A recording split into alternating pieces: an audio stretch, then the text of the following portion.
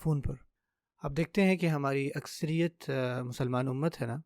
یا ان میں سے بہت بڑی تعداد جو ہے وہ پڑھے لکھے ہیں، چاہے انہوں نے بیچلرز کیا ہو، ماسٹرز کیا ہو، یا فزیشینز ہوں، چاہے وہ مڈل کلاس ہوں یا اپر مڈل کلاس ہوں یا اپر کلاس ہوں، لیکن بہت سارے مسلمان بچوں میں یہ ایزمپشن آ چکی ہے کہ اسلام جو ہے نا وہ بیکورڈ ہے، اور نہ صرف اسلام بلکہ وہ سمجھتے ہیں کہ مذہب ہی جو ہے نا یہ بیکورڈ ہے۔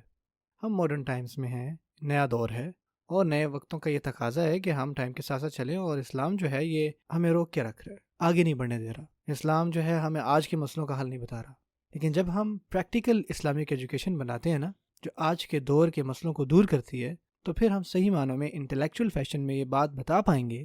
کہ نہ صرف اسلام ہمارے آج کے دور کے مسئلوں کو حل کر سکتا ہے، جتنے بھی ہمارے آج کے مسائل ہیں، جتنے بھی لوگوں کے سوالات ہیں، اور ان کے ساتھ ساتھ ان تمام مسئلوں کے حل بھی دے سکتا ہے، ان مسئلوں کے جن کے ابھی تک حل نہیں نکالے گئے۔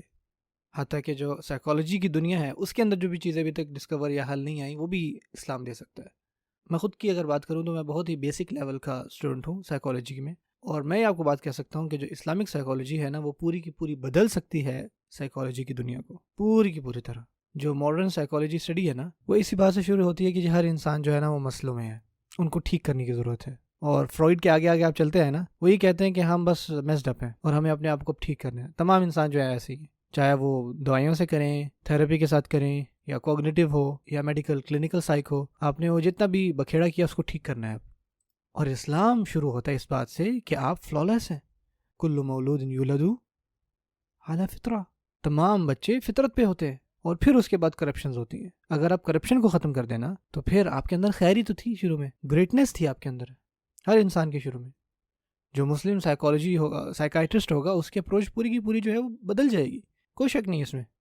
اسلامک سائیکالوجی کہتی ہے کہ آپ کی ڈیزائرز، آپ کی شہوات جو ہیں، وہ چیزیں جو آپ چاہتے ہیں، جو بھی چیز آپ کرنا چاہتے ہیں، یہی خواہشات اللہ تعالیٰ نے آپ کے اندر ڈالی ہیں، لیکن آپ نے ان کو کنٹرول کرنا خود، تاکہ آپ کو تسکین ملے۔ لیکن اگر آپ کی ڈیزائرز آپ کو کنٹرول کریں گی، شہوات آپ کو کنٹرول کریں گی، تو اب اس دنیا اور آخرت دونوں میں ہی خسارے میں ہیں۔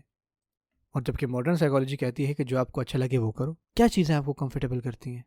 یہی چیزیں آپ کے لیے جج ہوں گی کہ ہاں یہ چیزیں آپ کے لیے ٹھیک ہیں، کیونکہ جو چیزیں آپ کے لیے ٹھیک ہیں ہو سکتا ہے وہ میرے لیے ٹھیک نہ ہو۔ ہر کسی کے لیے اپنی اچھائی اور برائی ہے، ان کی خود کی پرسنل ڈیزائرز پر۔ کیا اسلام کچھ اور بات بھی ہمیں بتاتا ہے؟ حتیٰ کہ سائیکولوجیکل سائڈ میں بھی کوئی شک نہیں ہے اس میں۔ اور میں خود کو پی ایچ ڈی نہیں ہوں سائیکالوجی میں بیسک بیچلر لیول کا اسٹوڈنٹ ہوں،